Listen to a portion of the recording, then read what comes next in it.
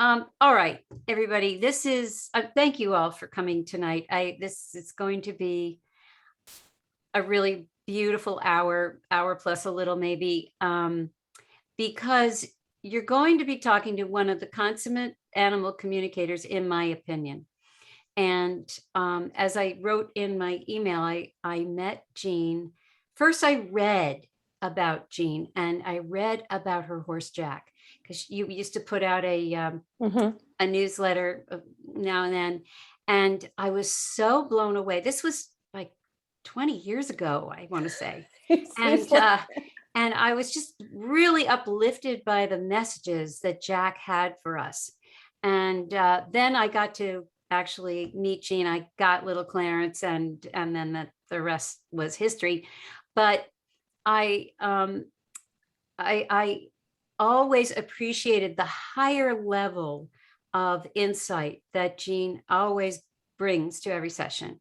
And as I wrote, not just information about the animal in question, but for me, or for the owner as well, which is so important. We're used to thinking of our animals as these things we own, these other things, and we don't, that's not necessarily the construct, So with no further ado, I want to introduce beautiful Jean Rockefeller here, and thank her very much for coming on tonight to meet some of my friends. Oh, thank you. It's amazing to be here. Thank you so much. And thank you for those lovely words. It's touched my heart. Thank you so much. Well, so true, so true. And most people here who have come to any of my discussions, we're going to call them, what we're calling them, Heather? Infinite Wisdom series. Oh yeah, the Infinite Wisdom series, newly dubbed. So I'm still a little, whatever. So this is technically our first Infinite Wisdom guest. So Jean, let's start off with everybody getting a little bit of a sense of how you came to this, what happened with Jack in the beginning, and how that got you rolling. Well, I got Jack's he's a retired racehorse, and I got him. So I volunteered at a wildlife rehab center for a long time. And across the street was a trainer for Philadelphia Park, and she had a bunch of horses, and she always tried to find really good homes for them when they were retired. She didn't just, have whatever happened to them. She really made sure that they had really like forever homes. And my friend adopted one of the racehorses when they retired. His name was Noah. And interestingly enough, the name of the wildlife rehab center was the Ark. Oh my! So that's, yeah. So, I mean, that's just perfect. And I helped my friend Lee, I helped acclimate Noah to civilian life, because it's different. The life of a racehorse is very different from the life of a pleasure horse. And the trainer's name was Pat. And when Noah's brother was coming up for adoption, Pat asked Leah if she would call me and ask me if I would take Jack. His name was Onesie at the time, because he had one eye. That was his nickname, so they called him Onesie.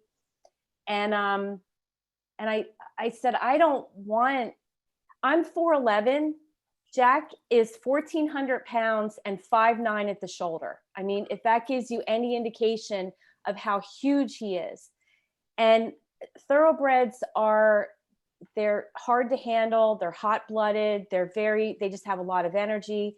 And it was the last thing I would have wanted. And I thought, all right, I'll just go look at him. I'll just go look. And well, I fell in love. Literally, I mean, fireworks went off and I fell in love. I like to say I fell in love twice. I had love at first sight twice, once with my husband and once with my horse.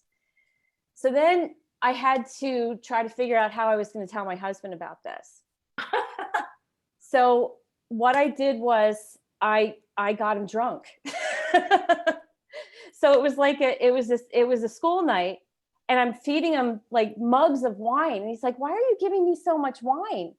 And I don't remember how many mugs I gave him, but I finally, after I said, I have to ask you a question. And I told him about the horse, and he said, Of course you can get the horse. I know it's a dream of yours. Why would I? There's no way that I would, stand in your way. Of course you can get him.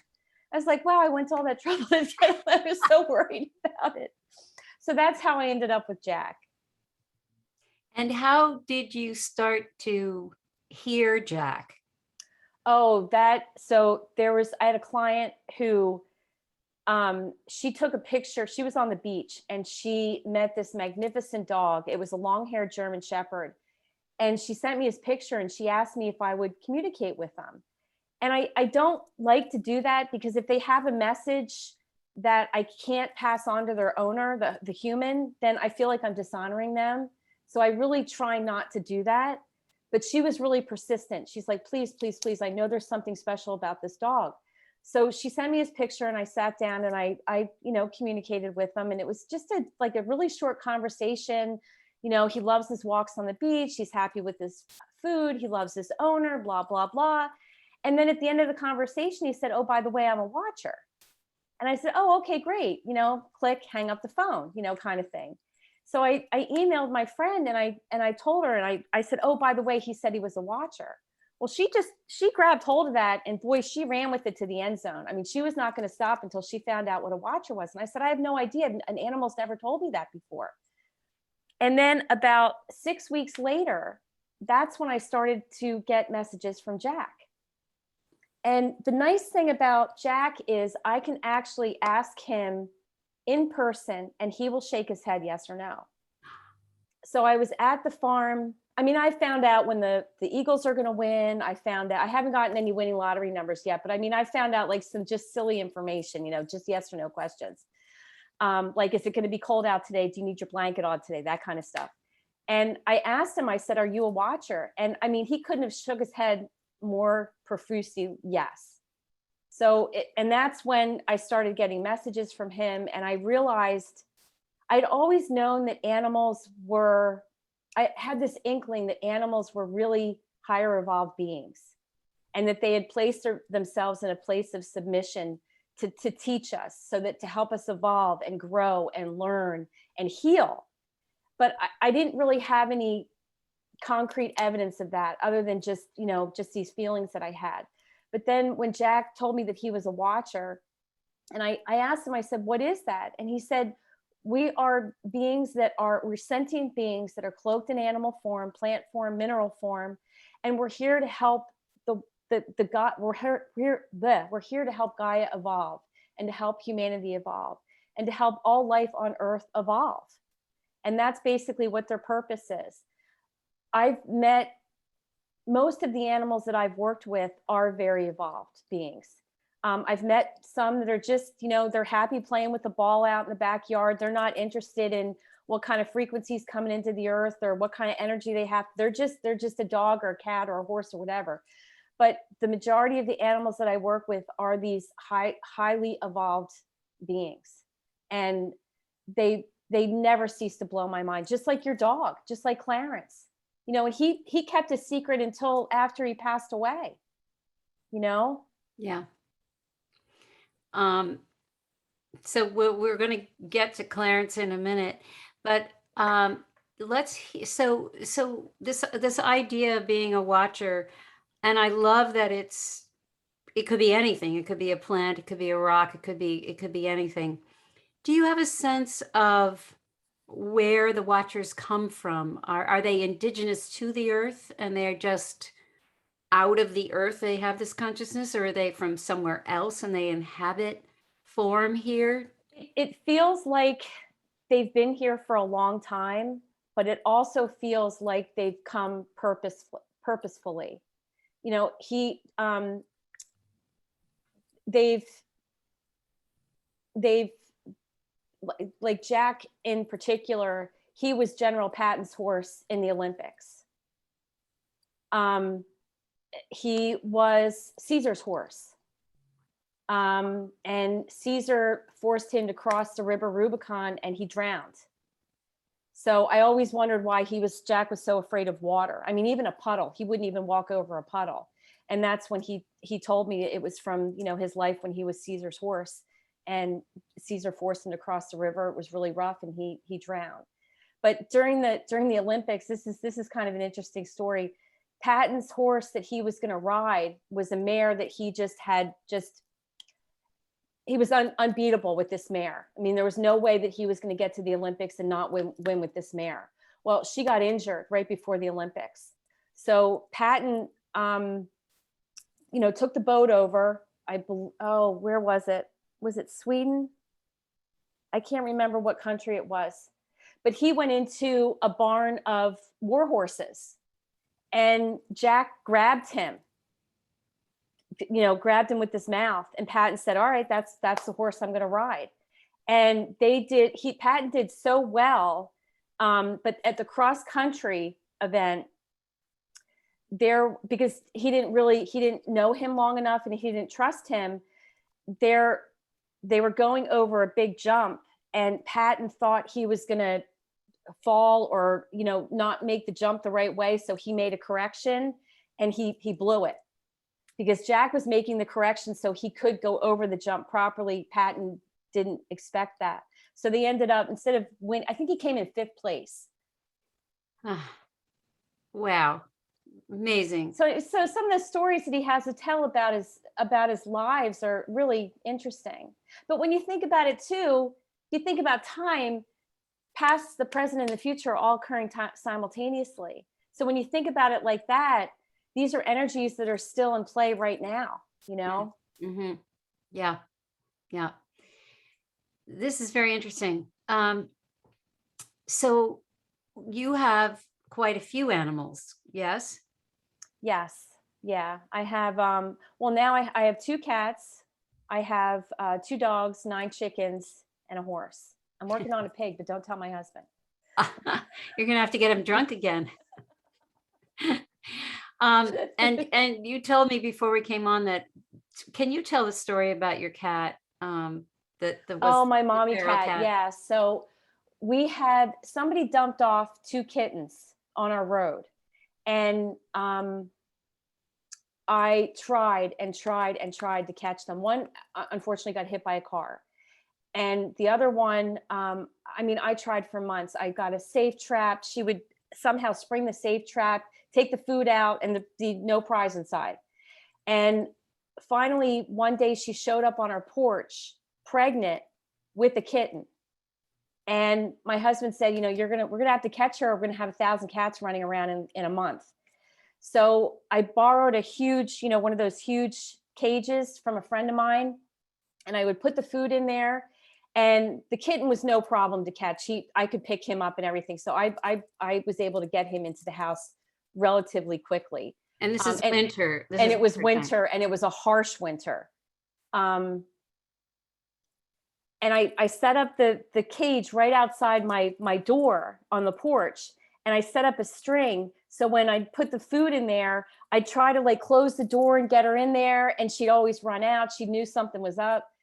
And finally, one day she jumped up on the porch, and I looked at her and I said, if you get in that cage, I will take care of you and your babies until the day they die. And damn if she didn't get in that cage, and I shut the door and brought her in the house. And when I did, and she saw that her kitten was there, and I had Hope, I'm telling you, it was the most amazing energy, one of the most amazing energies I have ever felt. The love that mommy cat had for the kitten, and knowing that I kept my word, that I really did take care of her kitten, and her kitten was there. And she's just been an amazing cat. She really has. And that was 16 years ago? 16 years ago, yeah. And now she's gonna be... Yeah, she's at the end. And this is one of the things that we've all lost pets. We've all had them cross over, and we all know how painful that is. And I loved the times when I would call Jean because something was wrong with Clarence. I wrote in the thing, I didn't know why he was slowing down, and so on and so forth. She said, oh, his hips are out. And she just fixed him, and all of a sudden he perks right up. And there was another time when Jean when Clarence was about to leave, and it was about a year and a half before he did leave, and he was just checking out, and both of us thought it. We thought, we've got a couple of days at best, and I don't know, you did some energy work on him, and like the next day he was back, and it didn't make any sense. He was literally just lying like a lump, and then the next thing we knew, he was up and about, and he had another year and a half. So there's this quality of getting in there and working with the energy field of the animals that you are so good at. Well, if I could interrupt for a second, part of it too is when you think something, you're transmitting a message to them. This is one of the main reasons why if I work with an abused animal, I won't tell the human I won't go into specifics, because every time the human looks at the animal, they're going to be, oh, poor Fluffy, they did this, and this. It doesn't matter. It's just, so if you looked at Clarence and thought, oh, he's starting to go, then he would feed into that energy. Well, it was actually on you and we were on the phone, and you said it, and I said, that's what I thought, but I hadn't voiced it because I didn't want to go there. Yeah, but it's amazing how quickly that can change. For whatever, like on a dime. Mm-hmm. I've had that happen frequently. It's like I get on the call with somebody and I feel like, oh yeah. And then by the end of the call, I said, like, no, I don't see an expiration date right now. Everything changes. It's amazing. It has something to do with how you interact with them, though. I mean, can you talk a little bit about that? Well, the energy that I work with was actually taught to me by the animals and by Gaia. So it utilizes the untapped healing potential in the earth, in the plant kingdom, the mineral kingdom, animal, vegetable, and mineral kingdom. And the first time, I always knew that I was doing something different, but I couldn't name it or understand it or anything like that. I just knew I was doing something different. And Jack demonstrated to me when I was at the farm one day exactly what I was doing, or not what I was doing, but the energy that I was facilitating. And we had just gotten a round pen. It's just, it's exactly what it sounds like. It's a big round pen. It's about 40 feet in diameter, and it's a good training tool. So I thought, oh, I'll take him out in there. And he just started galloping around, galloping. And I was there by myself, and I thought, oh my God, how am I going to get this horse to stop?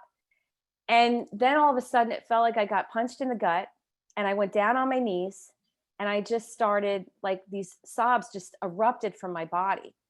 And I could hear the horses from the lower pasture thundering up, probably 20 of them, just all thundering up. And I could hear all these birds squawking. And then this big gust of wind blew up. And I looked up, and Jack was standing there staring at me. Like, okay, I'm ready to go back to my stall now. Okay. And I'm like, yeah, we definitely have had enough of the round pen for right now. And I took him back to his stall, and I walked out to my car to get him a snack. And I came back in, drenched in sweat, fever, shaking. And I'm like, what the hell just happened? What just happened? And I just went, I lost it. I'm like, oh my God, I'm here by myself. Do I get a trailer, hook him up, take him to the emergency clinic? And he has this amazing ability to bust through my fear. And he said, I'm fine. I'm going to be fine in about 30 minutes. He said, just take me out back, hose me off. I'll cool down almost immediately. But he said, you're going to feel it for a couple of weeks. And I did. And that's when over that period of time, I realized that just exactly what I was working with. So when I work with clients, I really try to pay attention. Are there birds coming? Do I see birds out there? Are the trees blowing? Who's participating? Are my dogs barking? Do I hear the chickens going? Because chickens help too. So it's witnessing all of the possibilities that can happen. And then just imagine that group, when you work with energy within a group, right? It's much more powerful. So when I'm working with clients, it's the earth. It's a huge community that I'm working with. So it was mind blowing. It was humbling. It was almost like I couldn't even believe it, Wow. And he was okay after. He was fine. Yeah, he was And fine. did he not like his round pen? Was that? It was to show me the energy that he was moving. So he was moving all of that energy around the round pen like a vortex. He was creating a vortex. And because he was going so fast, it just, and then when I got the punch in the gut, it was over. And that's when he stopped running. Uh-huh. So it was a way of him communicating with you. Yeah, it was him demonstrating what we were actually doing. And I have done group energy sessions at the barn with the horses, which is just, it's just an incredible experience when you have, 20, 25 horses all doing energy work at the same time. It's pretty amazing. Oh my gosh, Amazing yes. experience. They're so healing anyway. Mm-hmm. They can actually, what they do is they'll put their nostril up to your body, and it's almost like they're taking a breathalyzer. So they're inhaling your energy to see what you need, and then they give that back to you. Wow. So it's like they're taking, it's like a thermometer. They're taking your temperature to see, okay, so you need this energy. That's what we're gonna give you. Wow. Wow. And, I'm remembering, I was working with a sound healer some years ago, and he was talking about in Tibetan Buddhism, how the horse is the healer, is considered the healer. And he could conjure the horses. He could just, in his mind's eye, just Wow. have thundering horses coming across the plains when he was working on somebody who was sick. Wow. And they would regain their health. Oh my gosh. Yeah. So, I mean, there's symbolism in it. We don't have to have the live horse, No. The No. field is there, right? Absolutely. The collective consciousness of the horse. Yes. Yes. Yeah.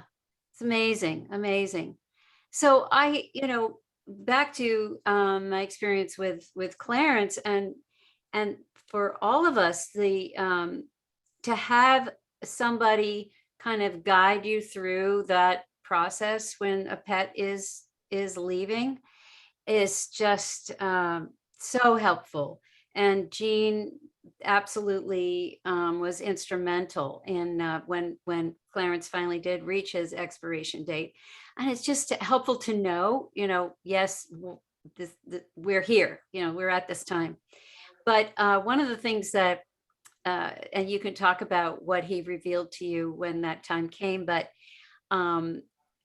before we had our appointment at the vet, and it was in the morning, and so I was holding Clarence, and there were a bunch of us in my house, and we stood around in a circle, and we sort of put him on a blanket in the middle, and it was a moment of honoring him.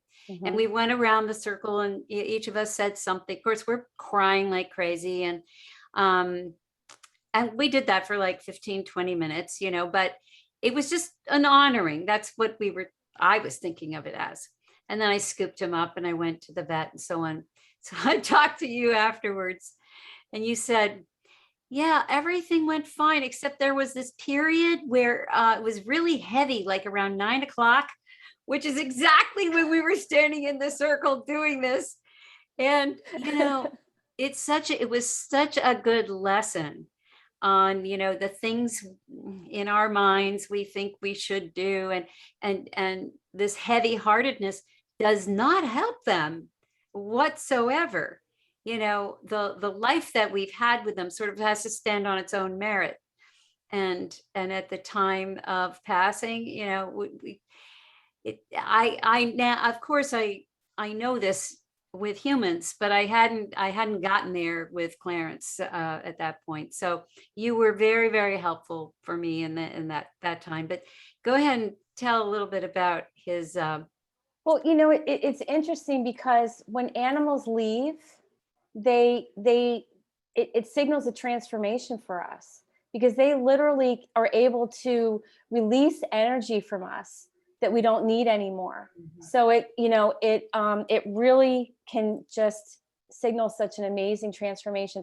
I don't remember specifically I mean, because I literally channeled that, and I just remember bawling my eyes out as I was typing that, and I thought, oh my gosh, the wisdom. And he, like I said, he didn't reveal. I mean, I knew he was special. You knew he was special, but he didn't reveal his true essence until after he passed. Yeah. You know, just how amazing he really was. Yeah. You know. Yeah. Well, and I think you also said that, and maybe you can talk a little bit about this, where the animals go when they die, and uncharacteristically, Clarence decided to stay around, and he made it known that he would like to be front and center on the mantle, on the bookshelf. Yeah, which he is, which I've got that picture that I have here, front and center. But he kind of took angelic form, something like that. And Yeah, he definitely went into a higher evolved consciousness. So he went back to his true essence, which is what happens sometimes. Sometimes they reincarnate almost immediately. Sometimes they go back to their home world, wherever that may be, if it's Sirius or, you know, wherever it is. And then sometimes they, like Clarence, they evolve into this higher consciousness, and they work to, again, support our evolution from this higher dimensional state. Whether we realize that they're there or not, they're still there guiding us and helping us even after they pass sometimes. Well, I've actually seen some animals teleport. Yeah, I had a cat that could teleport. You let him out on the porch and close the door, and you turn around, he'd be standing behind you. He literally could teleport. I swear to God. And I heard of a horse that a horse could teleport. His name was McDougal, and he was all black, and he was all black, and he had a white tail, and there was something special about him. I don't know if he was one of the longest living horses, or there was something special about him other than just, you know, that he could teleport. But his owner, like, someone would call him from town and say, McDougal's walking down the middle of the road. And she'd hook up her trailer and she'd go get him. And then she realized he was teleporting. It's crazy. Yeah, he was at Serendipity Stables, and it's in Indiana, I believe. You can actually look it up. You can actually look up, because there's healing horses there, and they know that they're healing horses, and they have sessions and so forth with them. But that's where McDougal came from. Like, can you imagine getting a call, like, you know, 10 miles away, your horse is walking down the middle of Main Street, come and get him? no, I mean, you wouldn't, you know, it's almost too much to wrap your brain around, you know what I mean? But, you know, some animals know how to manipulate energy. They know that they're powerful manifestors and that they have these capabilities. And these are things that humans need to start to realize, just how powerful we are. We've been suppressed for so long. Yeah. That we don't know what our own power is, because we don't even know how to access it. We have incredible abilities. We really do. And it's like people like you, Hope, that are helping people to uncover them, to remember just how powerful they really are. I mean, we are incredible manifestors, whether we realize it or not. No. And it's just a matter of doing it the right way, doing it in the right heart space, and doing it consistently. And you literally can be your own alchemist for your own life and create whatever kind of life you want, and whatever joy or harmony or peace or whatever it is that you want to create. It's all there, and we have the capability to do that. We just we forgot. We've literally forgotten. Yeah. Yeah. Very, very true. Very true. Well, what do you have any other stories, that sort of remarkable stories of your ability to communicate? And the most interesting experience I think I ever had was when I was in Australia, and I was working with a friend of mine who does equine therapy with her horses. And they are very cognizant that they're doing energy work. I mean, that's their job. Mhm. And the elevation in your consciousness, when you consciously connect to an animal, it automatically lifts you up. When you look at them or witness them as being a sentient being, as being a healing being. So let me just talk a little bit about the witness effect. So it's kind of like if a tree falls in the woods and nobody's there to see it, it doesn't get uploaded into the consciousness of anything because no one's been there to witness it. So when you witness something, then it gets uploaded into the consciousness of everything, and it's there to help transform everything. So when you pay attention to something and you see the synchronicities and things, you're witnessing it. Even if you kind of make up a story, kind of connect the dots a little bit, you're still witnessing it, and you're still giving the energy form for it to be created. Does that make sense? Am I making Yeah. sense? Yeah. So these horses that I was working with in Australia, they were able to actually, so they would bring, my friend Cindy would get horses that had been abused, and she would introduce them into the herd. And for a long time, animals couldn't heal each other. So if humans broke it, the humans had to fix it. But then I guess about 3 or 4 years ago, it started where animals were actually able to heal each other. And Cindy's dog, she has this incredibly decrepit poodle that has like 4 teeth, and she's just she's like 100 years old, and she jumped off the bed and she couldn't walk, and she brought her out into the arena where all the horses were, and one of the horses walked right up to the dog, put his head right on the leg that had been injured, and in about 15 minutes the dog walked away without any kind of injury or anything. And I began to see that more and more. There was a racehorse that came to the farm where my horse was, and she just could not, because they separate the geldings and the mares just to keep it just makes everything a lot simpler. And this one mare just could not get it. She was young. She was only like 3 years old. They don't race horses, because they take them away from their moms at about 6 months, right after they're weaned. They don't learn any social skills. So they don't know how to behave like a horse or what's socially acceptable. So when they go into a herd, they're ostracized and they're beat up, and they're like, get out of here because you don't know how to behave. So you have to stay out there. You're an omega. And after this mare, she was there for about 6 months. I was there one day and I saw all 5 mares were working on this horse.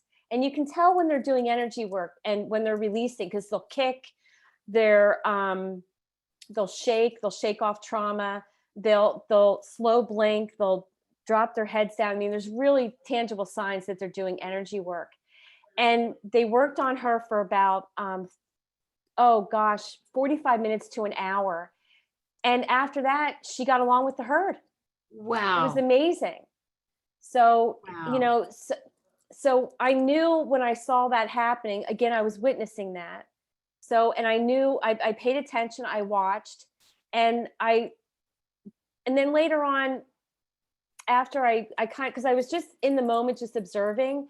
But then after the fact, I realized what was going on. And then in the days that followed, knowing that she was getting along great with the other horses, I knew that was a really pivotal time.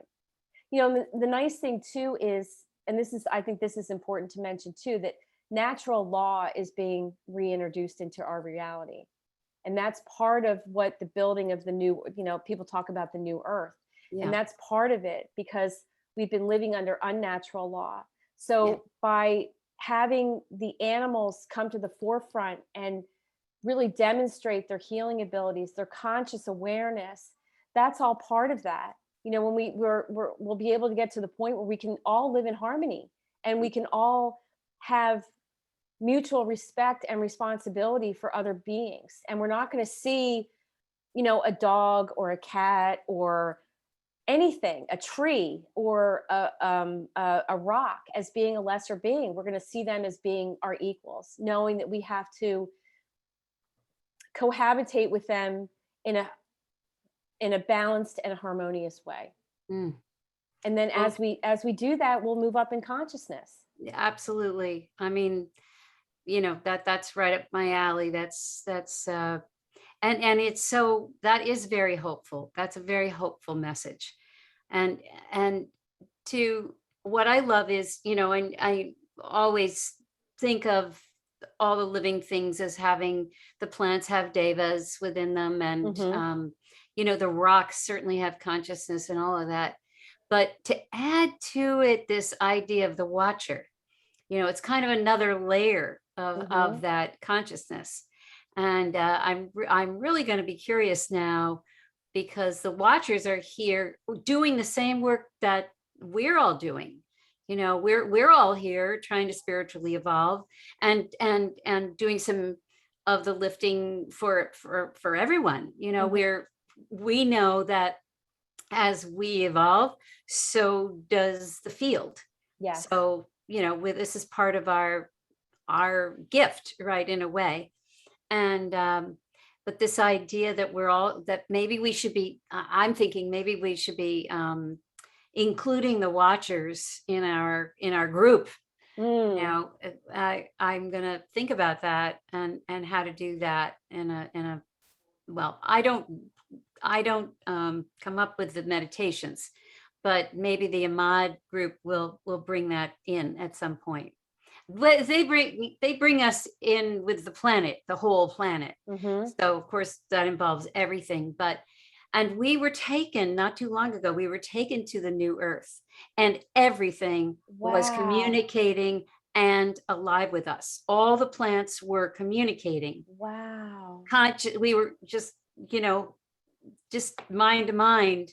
Um, it was amazing. It was just amazing. Everything was conscious, and we were conscious that everything was conscious. So, so I do think I agree with you that that's the world we're hopefully moving to, if we can scrape off the barnacles enough. Yeah. Yeah. Well, that's the interesting thing about the plant kingdom is that they're not so much individualized as they are more of a collective. Mm. And it's part of the whole evolutionary thing when you can think about it in a more holistic manner. When you go out in your backyard, it's not just one tree here and one tree there. They're all part of a community. And if you're having issues with issues with any of your plants, if some of them aren't going too well, just consciously intend that they're connected to their community. Have you noticed how, I spoke a little bit about natural law, but it's been demonstrated. Have you noticed like your gardens are exploded this year? I mean, I have plants that I didn't even plant that are growing, and all of my gardens have literally just exploded. It's absolutely incredible. Yeah. And the old timeline collapsed, and a lot of people reported a lot of dust in their house that they Yeah. just could not get on top of. It's like every time they turned around, they had to dust more.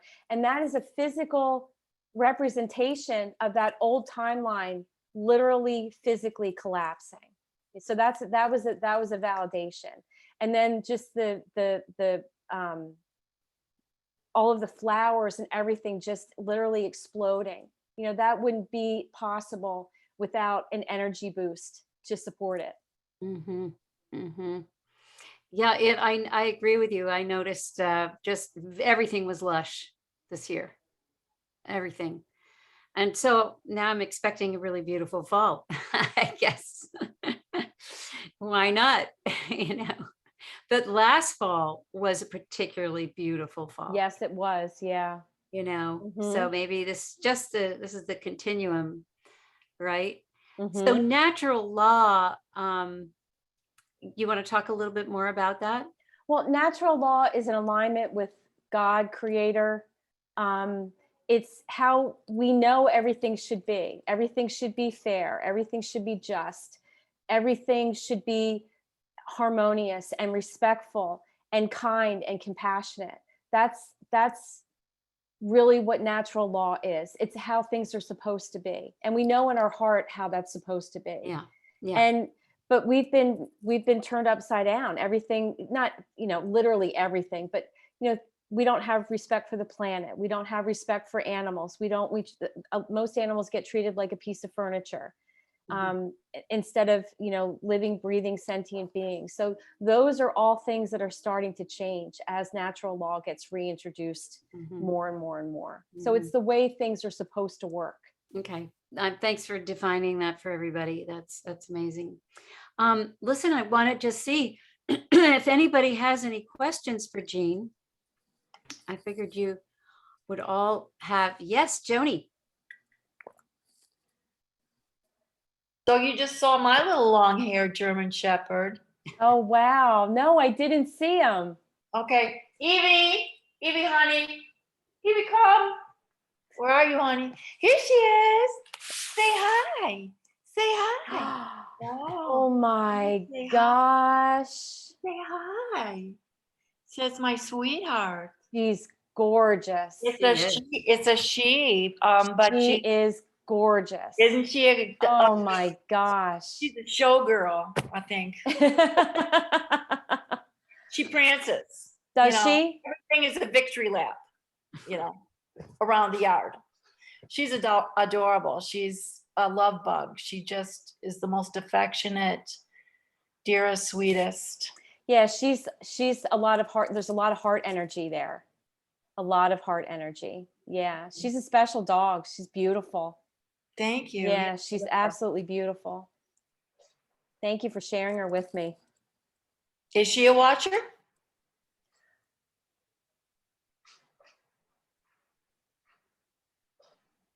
It's okay if she's not. She's a baby. How old is she? She was 2 on March 27th. Okay.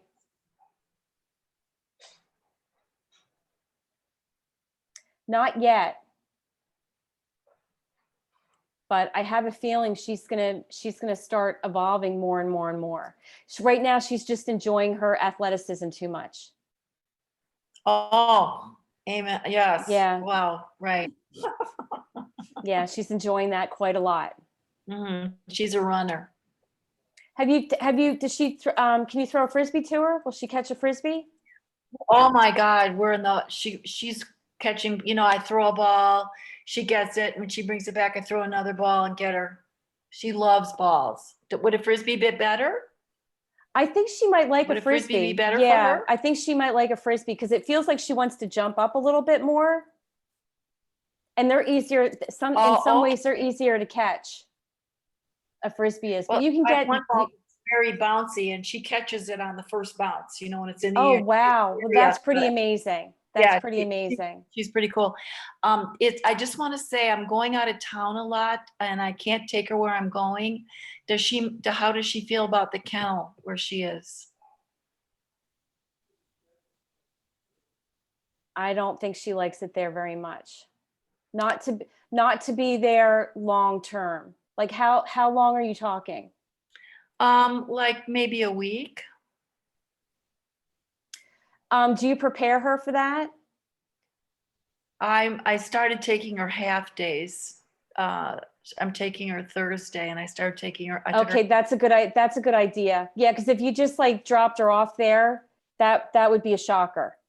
Yeah, I took her there every single day for a year because I felt that she needed to be socialized, and I'm the only one in the house. And she's very, very much a guard dog. She's actually pretty scary. Well, that's the breed. Yeah. Yeah, that's the breed.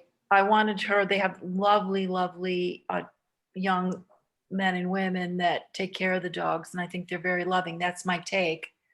Yeah, that's true.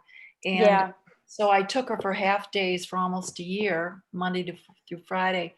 So she's familiar with the place. But I'm going to take her to board for a week this Thursday, and she's really, she knows. I know she knows. She gets upset and clingy. Yeah, she gets a little anxious. Are they okay with her? Is she okay with it? It's the last time I'll do it for a while because I'll be able to take her with me in a week. Well, if it's a week, then I'll just let her know it's for a week. And then next time you'll be able to take her with you. Right. Are there other dogs there that she can play with? Yeah, there's 3 other German long hairs. They're like a gang. And they'll be there when she's there. I don't know. I can't, they might be. Oh, okay. All right. So okay.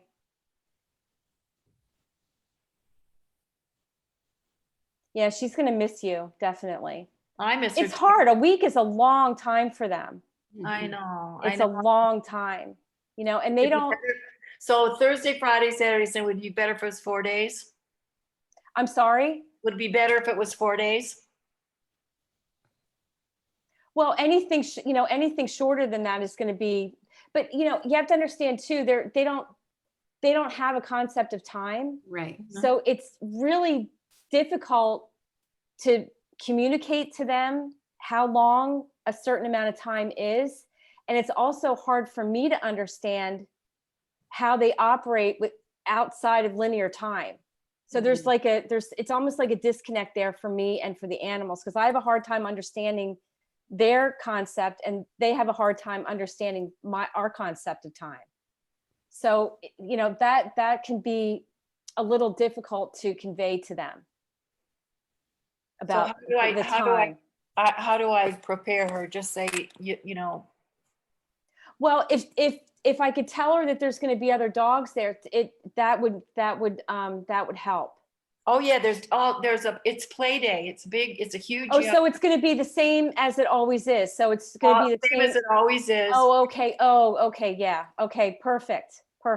She's very used to it. She's very used to the people, the young kids that run it. I don't think it's the optimal situation for her, but actually when you talk about her athleticism, after about 5 days with me, you can tell she's kind of like,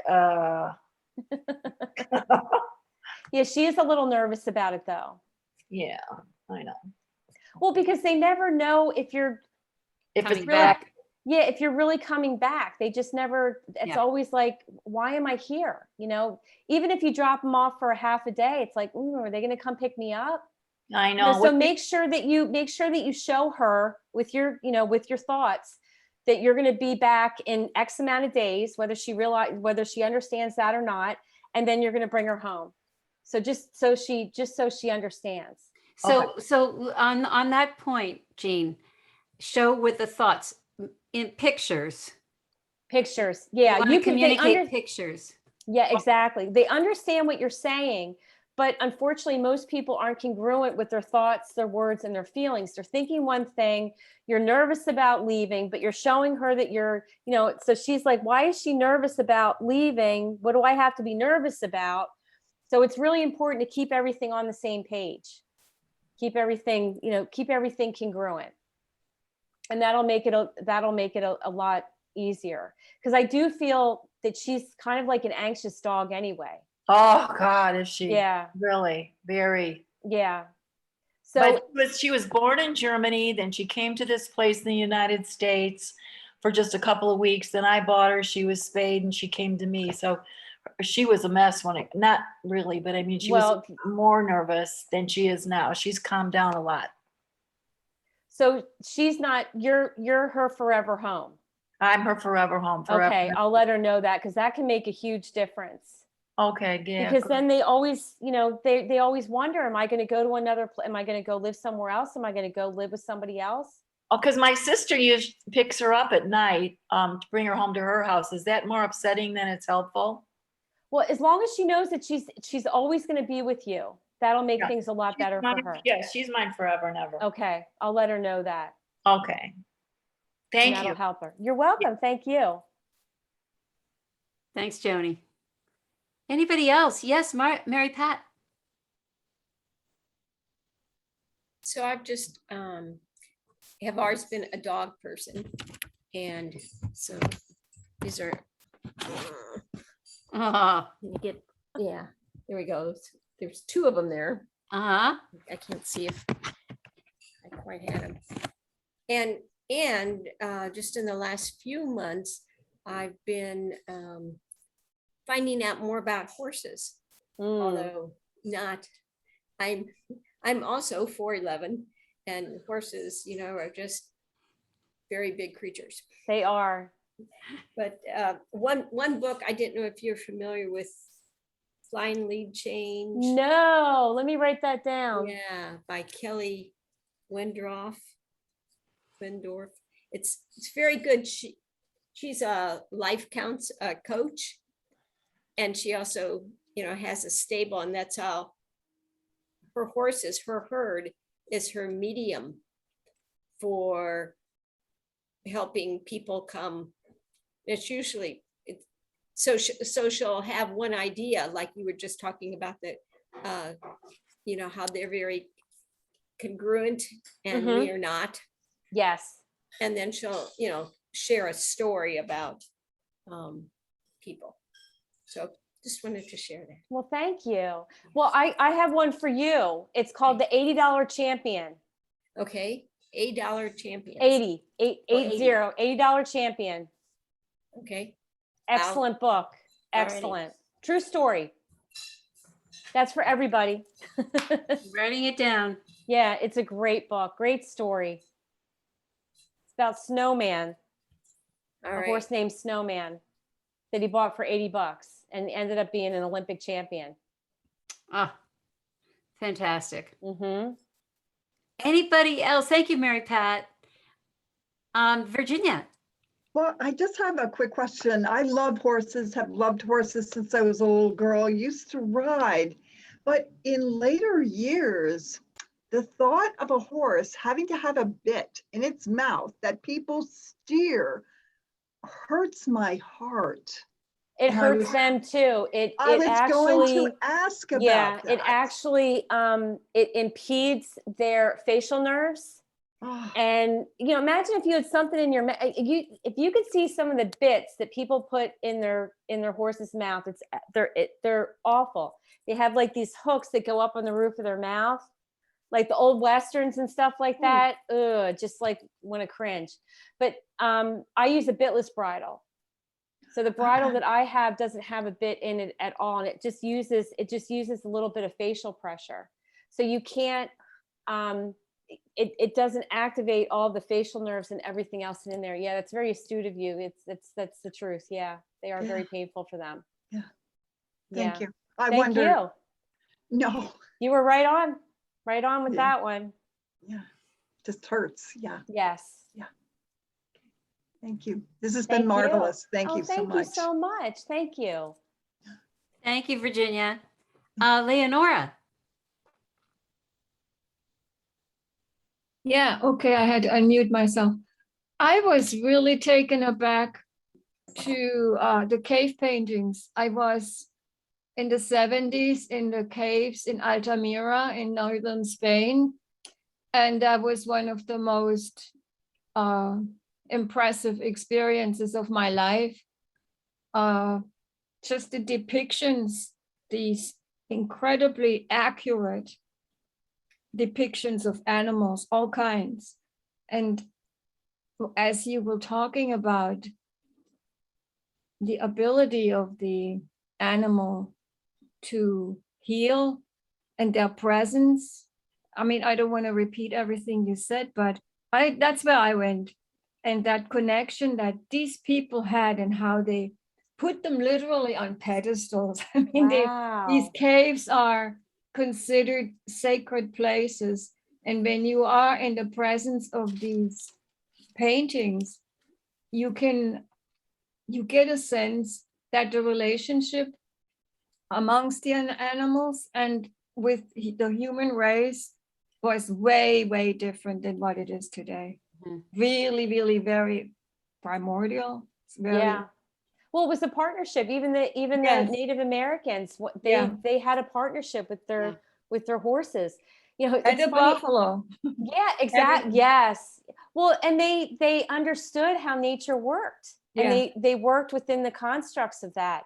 And they had a tremendous amount of respect for everything. Mm. So even if they had to kill something to eat it, they knew that they honored it, Mm-hmm. They honored everything. What are the name of those caves? Altamira. Those are in Spain, but France has also France, I've southern seen France. those, yeah. but they are closed to the public. I was Yeah. very fortunate at the time that they were still open to the public because it was absolutely breathtaking. Now nobody can get close to them No. anymore. No. I was at Lascaux Let's go. in the 70s. Yeah. Yeah, that's amazing. Well, Yeah, thanks we're for going sharing. back to where we were before. Yeah. You know, we're returning. Unlearning. Yeah. Yeah. Yeah. Learning and unlearning. Yeah. Thank you, Leonora. Yeah, Anybody thank you. else have a question, and you can type it into the chat if you like. Jojo says, my horse Bob is definitely a watcher. We call him Uncle Bob. I have a story about a horse named Uncle Bob. You do? Yes. When I was young, I was probably like maybe 12 years old. I was a really good rider. And the gentleman that owned the farm, he got this horse right off the track, and his name was Uncle Bob. And I was the first one to ride him. And what happened was the ring was so big. In fact, a lot of people from the track would come there because the ring was just huge and you could get up a lot of speed to go around it because it was so big. And I didn't know he had just gotten him. And I got on this horse and he just started flying around the ring. And then to dot the I, he jumped over the fence. Oh my So gosh. now we're out in like 300 acres of open field. And there's a way that you can stop them. You literally just go up and you pull the rein back, but you risk literally flipping them over. Right.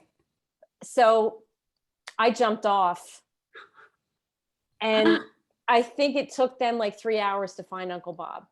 Oh my goodness. That was terrifying. That was the most terrifying experience I ever had. That's like the innocence and stupidity of youth. You know what I mean? There was no filter there about, oh, you could maybe get hurt or you could, whatever. Yeah, that is very scary. I've been on a was. runaway horse a couple of times, and highest jump I ever took. I mean, he just soared over over the fence. Freaked you out. Wow. Did you ever ride Uncle Bob again? No. No. Did not get back on that horse. No. Awesome. Yeah, Virginia. Sorry about that. How old were you and when you first realized that you could communicate with animals? And, how did that, I assume you were a child, but how did that process happen for you? No, I literally woke up in a moment when I was 36. Oh, wow. Yeah. Okay. And I didn't realize I could communicate with animals until I started volunteering at the Wildlife Rehab Center. And I was 45 years old. So it was a long, it was a long process. So it's just something that evolved over time. And I think anybody can learn how to do it. Honestly, I think everybody can learn how to do it. It's just a matter of getting into the right space, not being just being in a centered kind of space. And you can get, a lot of people get information, they don't even know it or they don't trust it, just like you did with the bit. I mean, you were dead on with that. So it's not something that's foreign to us. It's something that everybody is able to do. It's just a matter of, tuning into the right radio station to get the signals and being in the right space. Were you a little in shock when you first realized? I mean, was it a moment in time or was it just little bit by little bit? It evolved so slowly that I just didn't, it was happening, but I didn't realize it was happening until I got, to point B. And then I look back at point A and it's like, wow, I've really come far. I can't believe this. Cool. Yeah. Thank you. Thank you. Well, I think that is a really good description of both why it's true that all of us can do this, and it's a process of letting that voice, that intuitive voice, get louder and louder and louder. It moves from the back forward, right? And all of a sudden you realize, oh, I'm actually hearing this. Oh, this is actually, oh, this is direction. Oh, this is, and then you go, oh, that's what I've been doing this whole time, but much more subtly, and then all of a sudden, you realize, oh, there it is. But it's been moving forward for over time. Yeah, it's trusting yourself. Yes, very much not so. thinking like, I've had things happen where I thought I was going berserk. One time, it's a long story, but I'll just keep it brief. Jack was freaking out and I couldn't calm him down. And I heard my head, go get the Cheerios in the tack room. I had a box of Cheerios. And I was like, I'm okay. Cheerios are going to make him calm down. Really? Come on. So I thought, all right, I'll just go get the Cheerios. I don't have anything else to lose. So I went and got the Cheerios, put some in my hand. He walked right over and calmed down immediately. I mean, it was just, how many times have you had those just errant thoughts in your head that make absolutely no sense and you just blow it off because you just think, oh my gosh, that's so far out in left field. It can't possibly be true or meaningful. And those are the times when you really need to trust yourself and follow through with those things, no matter how goofy they sound. Yeah, very good demonstration of that. Awesome. Okay, will anybody else have a question for Jean this evening or afternoon, as the case may be? Nobody? Everybody's good? All right, then I think we'll wrap it up. This has just been wonderful, Jean. Thank you. Thank you. Everyone's just so amazing. I think we all learned a lot and have our eyes open. And for all of us who currently have animals, I do not, but for all of us who do, now you know to put pictures in your mind and be congruent with your emotions, and call Jean if you have a problem. Actually, let's tell them how to find you. Just so you know, in my email, where it says Jean's name, it's a hyperlink to her website. But tell us what your website. It's called the Gaia Connection. The Gaia Connection. Yeah, the Gaia Connection. Great. Thank you, Heather. Yeah. Wonderful.